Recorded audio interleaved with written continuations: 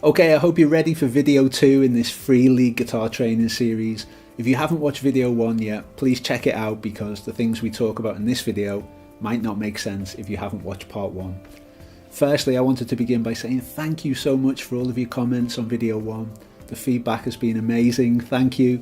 It makes everything we do worthwhile when we can see that we're having an impact on your guitar playing. And that's our mission, you know, that's what we're doing this for. And we're so grateful that you follow our work, and also, you know, that we get to share all this cool stuff with you, so thank you very much. Now in today's video we're going to take things to the next level. In video 1 we prepared the groundwork for lead guitar, and now we're going to build on that. So what are we going to look at together today? Well, today we're going to talk about root notes, which are a lead guitarist's best friend. They're arguably the most powerful notes that you can know as a lead guitarist. We're going to look at how to play the minor pentatonic scale over major keys and chords. Really important. I'm going to share my one favourite lead guitar trick with you, which sounds incredible and is super easy to do. And I'm going to share a really cool guitar run with you that allows you to zoom up and down the fretboard in a fluid way. It sounds great and it looks really cool as well. And finally, Jack's going to share a really cool trick with you for creating sweeping sort of soundscapes and mood, which is really, really fun. So without further ado, let's dive in.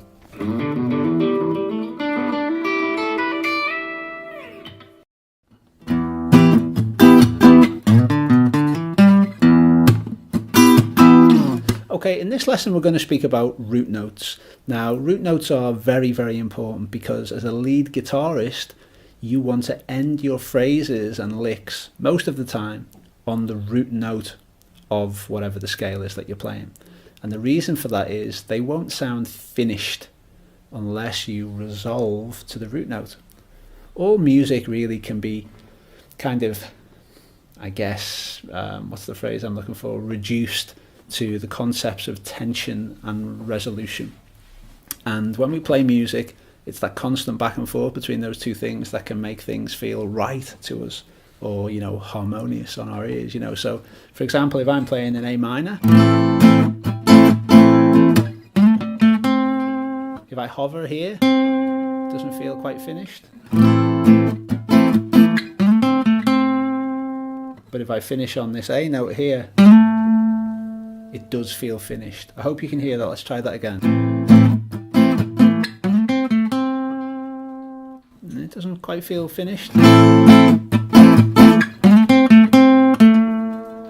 Finishing on that A note makes it work. It makes that feel complete as a small fragment, you know, it's just a piece of, just a phrase.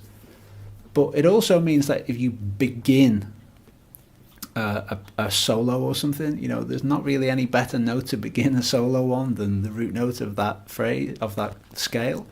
It's not essential, of course, but, you know, and there are no absolute rules in music. Feel free to increase the tension in the music that you play. But most of the time, it's essential that you're aware of where the root note is. How much you choose to use it, that's your decision. But you need to know where it is. So in the minor pentatonic scale that I've showed you, the root note occurs 3 times.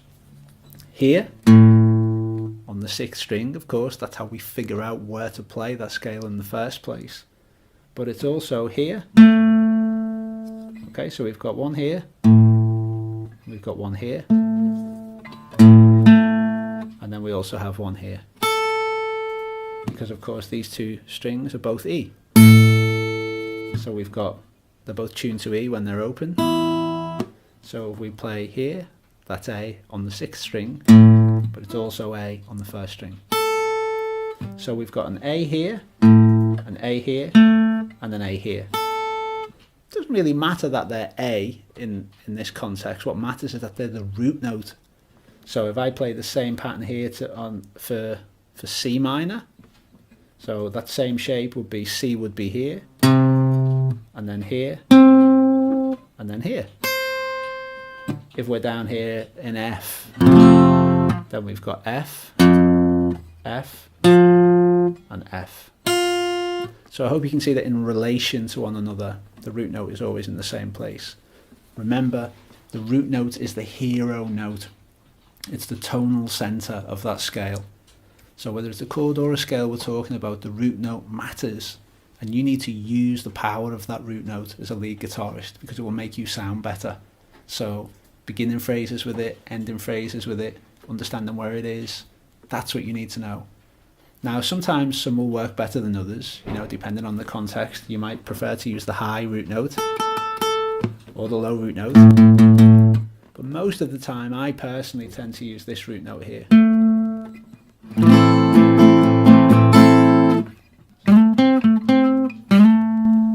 That's the one that I tend to resolve most of my phrases on. And of course, you feel free to explore your own and find your own, ways of playing. Of course, that's what this is all about. But in my experience, that's the root note that tends to work best in the widest range of settings. And I guess that's because it's in the mid-range of the instrument. So it sounds okay over high stuff and over low stuff because it's in the middle. That's my theory anyway. So I hope you found this useful and you now understand what a root note is and how to find the root note within this minor pentatonic pattern, which remember is the most widely used scale pattern of all. It's essential that you know this one. And in the next video we're going to speak about some more sort of tips and tricks for using this specific scale pattern.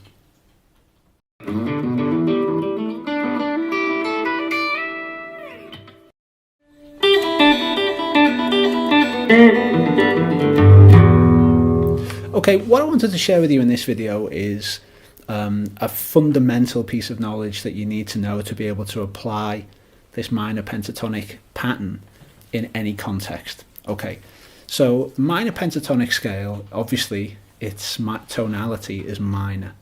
Okay, now everything in the guitar world we can say is either minor or major. They're like the yin and yang of the guitar world, the dark and the light, that's everything is either major or minor. Now this scale is the minor pentatonic scale, so of course this is a minor tonality, so that's fine. If the chords or the scale are minor, no problem. So let's say that the initial chord is B minor, then we can play our B minor scale and we know it will work perfectly. Yeah, we know the B minor pentatonic scale will work perfectly over a B minor chord. If the key of the song were B minor, then we could use the B minor pentatonic scale throughout the whole song. There's no issue. If we're matching minor with minor, then they're a perfect match. Everything works perfectly there. But what happens when it's major? Now this is something that tons of beginner guitarists don't know, and it holds them back because they get quite good with the minor pentatonic scale, but they don't know how they can use it over a major tonality. And of course 50% of music is major tonality stuff, actually arguably more in popular music, but anyway. So what I want you to know is, how do we apply the minor pentatonic scale over a major context? And that's what we're going to speak about here. Now we're not going to get bogged down in the theory of why this works here, okay? This is to do with something called keys being relative to one another. And you can have a relative minor to a major and a relative major to a minor. But we're not going to go into that here. What I want you to see is just how we do it, all right? And then if you want to learn the theory, then by all means we could explore that another time. Let's say, for example, that the key of the song was C major. Okay, then what you do is you go 3 frets lower and play the minor scale, and it will work. Okay, so watch this. Let's say that the key of the song is C major, or the chord that you're playing over is C major, whatever. C major. Now, if we go from the C, we go 1, 2, 3, 3 frets lower, and then you can play your minor pentatonic scale pattern that you know. Now in your mind, you're perceiving that as A minor, the A minor pentatonic scale. But actually, for reasons we won't go into here, you'll actually be playing C major pentatonic, because A minor and C major, they share the same notes. Yeah, they're relative to one another. So don't try and understand it. When I first learned this stuff, I was like, why? How is that possible? How can A minor and C major be the same thing? It's to do with the order that you hear the notes in, but the notes are actually the same. So it's made of the same stuff, basically. That's what it boils down to. So when you play the A minor pentatonic scale, you could actually be playing the C major pentatonic scale as well. If it's the first time you've heard this concept, I'm sure your mind's blown. Mine was when I first heard it. But for now, just trust me, don't worry too much about the theory, and just accept that if you want to use the minor pentatonic scale over a major chord or a major key, you just need to move it 3 frets lower and it will work. There's one important caveat though, and that's that the root note changes. Okay? So if we're playing A minor, the root note is A. It's here, and here, and here. But if we're playing our A minor pentatonic scale using this workaround that I'm showing you over C, then the root note can't be A minor anymore. The root note is C, because the key of the song or the chord you're playing over is C major. So that means we have to play C. So the easiest way to figure that out is it's always the next note along in the scale. It's really simple. So our root note when it was A was here. So we just play the next note in the scale, which is here. It's the C. Yeah, so our A becomes C. If we continue with that scale as A minor, that was our A root note, wasn't it? So if we play the next note in the scale, that's our C note. If we continue with the scale, that was our A note, but we know we need to go to the next note in the scale to get the C, and it's there. Okay, so if you don't understand the root note side of things, don't worry, you can just have fun playing around with the scale. But I just want you to be aware that even though the two scales completely match, the root note shifts. So I hope you found this useful. I hope at the very least it's maybe opened your eyes to something new, a new concept or a new idea. But the main thing I want you to take from this is the application of it. The theory is a different thing. Understanding why something works, it can take time. Music theory is tough. You have to see things from multiple perspectives before it sinks in. But what I want you to just, even if you don't understand it, is I want you to understand how to do it. So we take the major scale, the major chord or the major key, whatever it might be, and we just go 3 frets lower. Let's just look at 2 quick examples of that before we wrap up. Let's say that the scale were D major, or let's say the chord were D, okay? So we were playing, let's say it's a rock song and we're playing in D.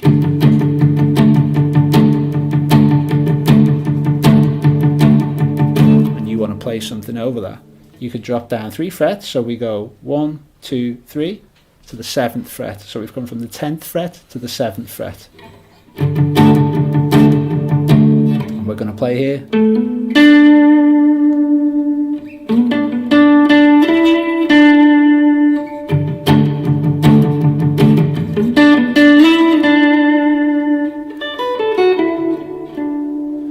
Okay, so I hope that you can see what we did there. We went from our D on the 10th fret, and we dropped down and we played the minor pentatonic scale on the 7th fret.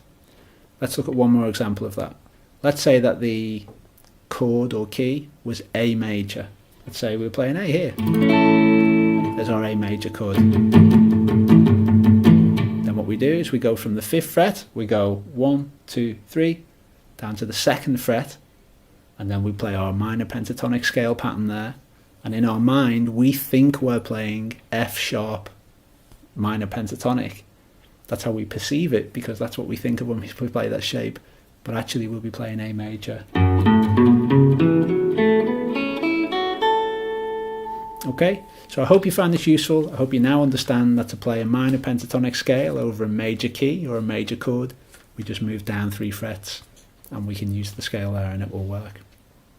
I hope you found this useful. It's so cool, because what this means is that with that one minor pentatonic pattern, you can play over any song, over any key. It's so cool, really, really useful.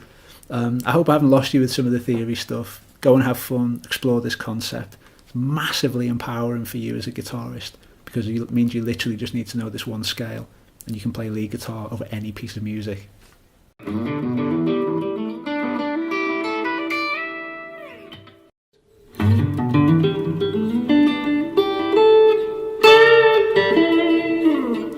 Okay, what I wanted to share with you in this video is just a really simple tip. Very, very easy to understand. When we play a phrase on the guitar, one of the ways that we can really quickly play something that will sound really nice on our ears, it'll just resolve nicely, is if we just play the same phrase again, but in a different octave. Now, an octave is just a range, a kind of musical frequency range, you know.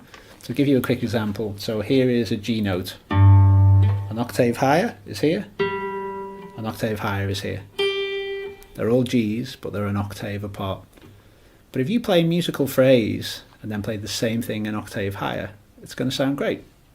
Now, a really easy way to do that, rather than trying to figure out the notes on the fretboard, is to just play an octave higher at this end of the guitar. So if you are playing something in G minor pentatonic, for argument's sake, let's say you were playing away here,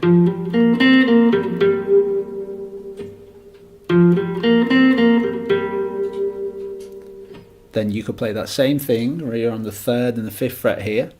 So remember, all the notes repeat at the 12th fret. So if you play that same phrase on 3 and 5 and then go 3 frets above the 12, then you can play the same thing. I just want to make sure that you followed what I did there. So I went from the 3rd fret and the 5th fret, and then I moved above the 12th fret. Remember where all the notes begin again. So this is E. So 3 and 5, if we move up here, become 15 and 17. We've just moved that phrase 12 frets higher up the neck. We played it here, and then we moved 12 frets higher, and we played it again. And we get that nice resolution between the low phrase and the high phrase, and that difference between those being exactly an octave. It just sounds nice, you know. So if you're a beginner lead guitarist and you want, you know, just something really cool that you can play that, you know, sounds fun and kind of looks cool because you're shooting up the neck of the guitar as well, then that's a nice way to do it. A good way to practice this is actually in E minor pentatonic. So in the open position, that scale would be,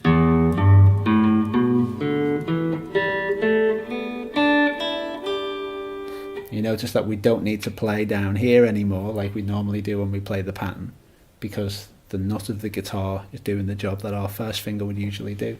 So we just need to play what our other finger normally does.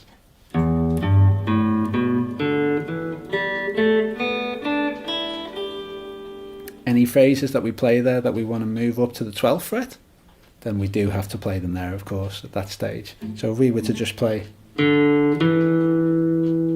yeah, something really simple, then we could repeat that here. So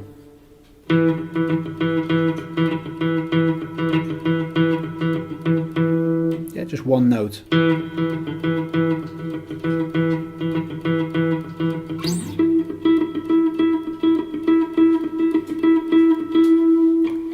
But of course you can get more tricky with that if you want.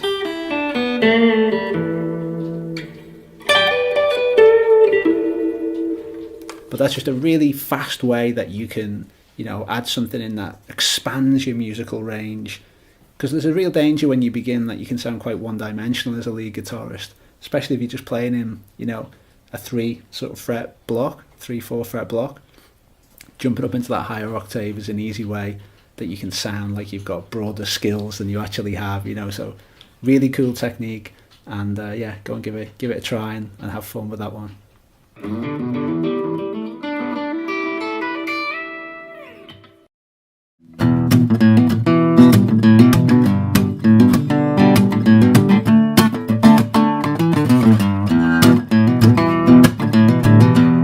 Okay, in this lesson we're going to speak about diagonal runs we're using a minor pentatonic scale. Now, I love these patterns because they make you sound and look better than you are, which is the main reason why I like them. For beginner guitarists, these scales are just so awesome because it allows you to look great playing, but it also gives you a wider range of notes to use than you get if you just stick within, you know, normal scale patterns. I love these patterns. So I'm going to show you my two favorite, what we call diagonals, because they start off in one place and they kind of move diagonally across the neck as you go. What happens here is instead of being in 1-2 octave box pattern. So for example, I'll tell you what we'll do here. We'll play in A minor. Okay, so instead of playing the A minor pentatonic scale here, so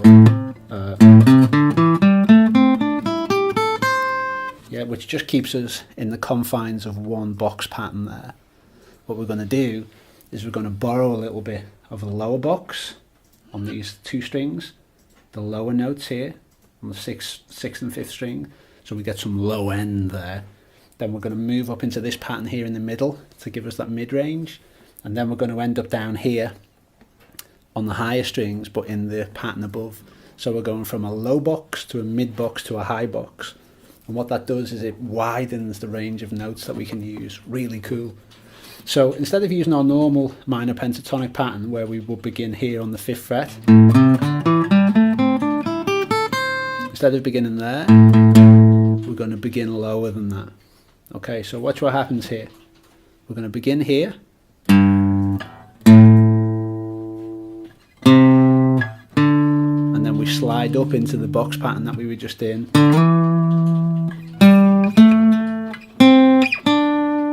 and then we're going to slide out here as well.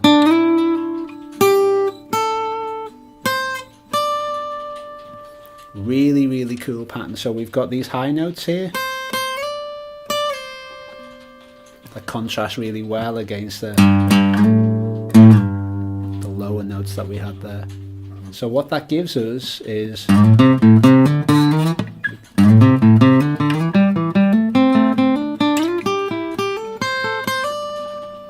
yeah, I messed it up a little bit there, but you get the flavour of it. We've got this low area here. What I like about this pattern is it can seem really fluid and like, wow, guitar-y, you know, like fingers zooming around the fretboard. But it's actually really simple, and you're only ever really, there's only one bit that's a little bit tricky, and the rest of the time you're just playing in sort of 2-note blocks, which I just find really easy. So let's look at those blocks now. So we've got 1, 2, 3, 4. Nice.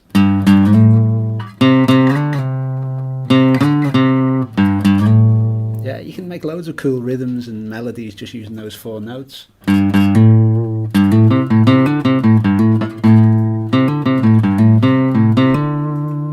Yeah, and when you get bored messing around with those 4 notes, you slide up into the box above. So can you see we're still playing 1, 2, 3, 4.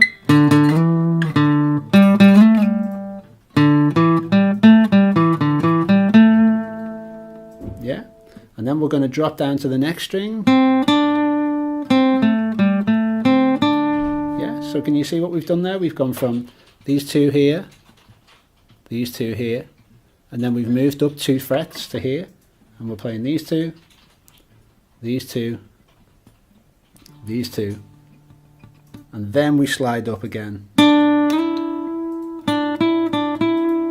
But this is the only bit that can be a little bit awkward, is here we come down from, we have to tuck in here just 1 fret below, and then we're just back on our 2-note blocks. 1, 2, 1, 2.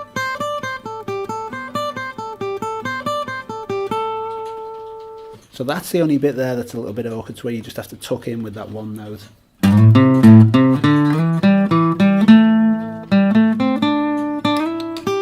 Yeah, just that 1 note there where we have to tuck in. But I hope you can see how that just those, like, you know, just those little couple of extra notes at the start from the low end and at the top bit from the high end gives us a broader range, you know. Really, really cool. And also, like I said at the beginning, it looks great as well because you kind of, you know, zooming up the fretboard and going over multiple strings. It's like a nice Guitar Hero sort of, you know, cool little trick to learn. So there you go. That's the first pentatonic diagonal. But there's another one which is slightly harder, but I prefer people to start with that one. There's another one which is slightly harder, and I'll show you that in another video. But there you go. You now know the what I refer to as the primary pentatonic diagonal.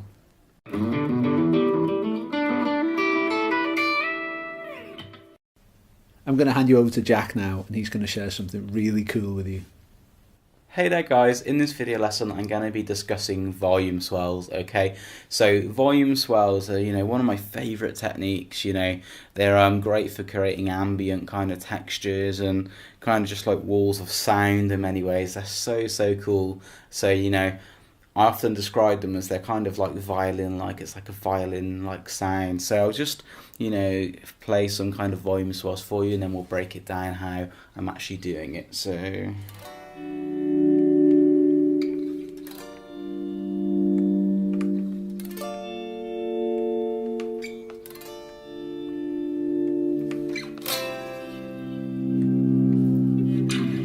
So you can hear there that I've got loads of delay and stuff on the amp, like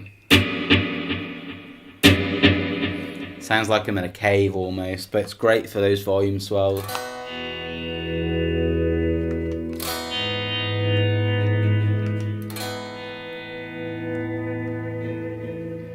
Really cool. So basically what I'm doing here is I'm striking a chord or note first and then using my hand to just sweep the volume knob here on my guitar, so use it with the pinky, just rolling it round.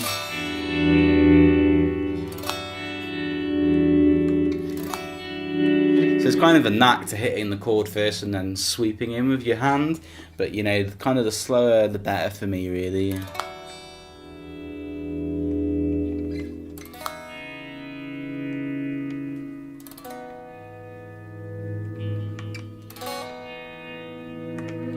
If you can have like quite a warm tone, like a neck pickup or something, that's where you get your most kind of benefit really from it.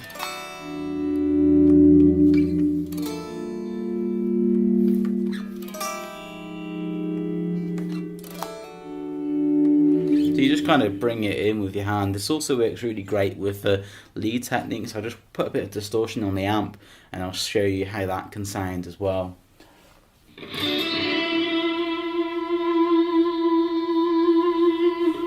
So I've got the distortion rocking on the amp, and here's what it sounds like when I do like a volume swell, like.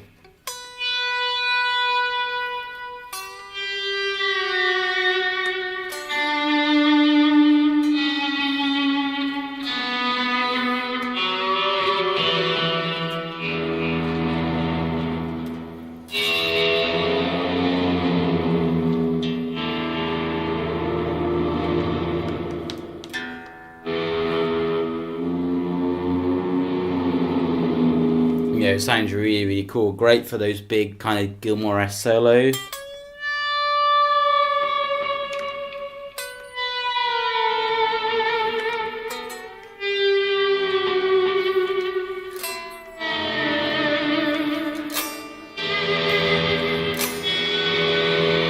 So you can probably hear like coming through on the mic here that I'm actually hitting the strings first with my electric and then having, rolling the volume knob to bring in the extra gain and stuff on the amp.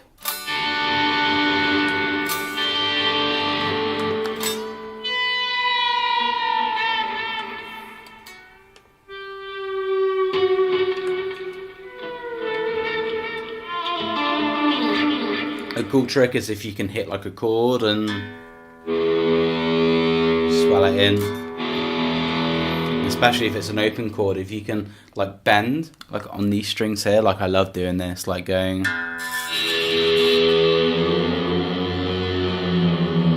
that song Iron Man by Black Sabbath.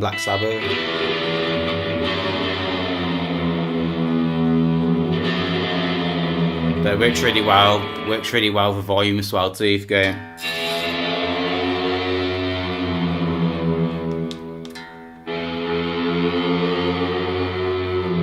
Do it on here as well, on the A string as well. D. But great for that kind of bendy, swelly thing, So really cool technique, and it just sounds amazing. If you put it in a band context, some experimental like Hendrix, 60s psychedelic music, or even some post-rock music, it just sounds fantastic. So I hope you've enjoyed this lesson, and go and try this technique out. You'd probably need loads of delay and kind of distortion as well, if you've got a little multi-effects or a delay pedal or something, really cool. type of technique to use. So I hope you've enjoyed this video lesson, and I'll catch you again soon.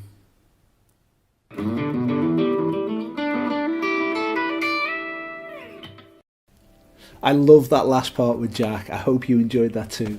And I hope you've enjoyed everything that we've covered here in this video. I've really enjoyed sharing all this with you. Lead guitar is so much fun. Unfortunately, there's only so much I can share with you in these videos, and there are so many other lead guitar tips and techniques that I'd love to share with you. We want to boost your lead guitar skills and turn you into a different guitarist. I want you to be able to string notes and scales together in a fluid way and in a musical way, to be able to mix lead and chords together in a natural way without even really thinking about it.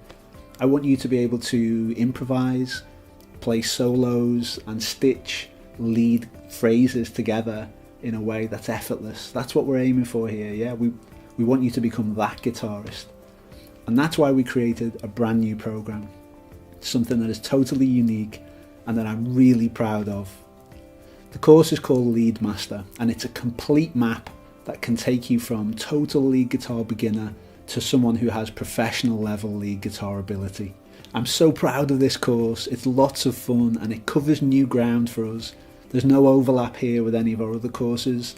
This is 100% lead guitar focused. In the next video, I'll tell you more about Lead Master.